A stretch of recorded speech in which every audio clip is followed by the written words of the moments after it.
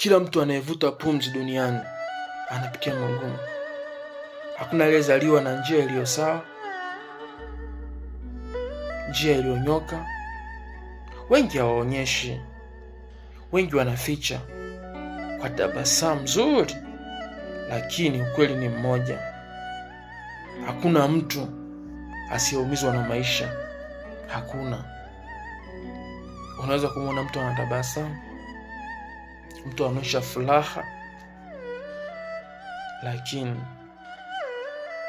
ana maumivu ndani yake, anateseka.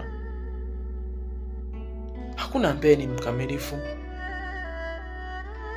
Kwa hiyo usione mwenzako ana furaha ukahisi kwamba yeye ameyapatia maisha.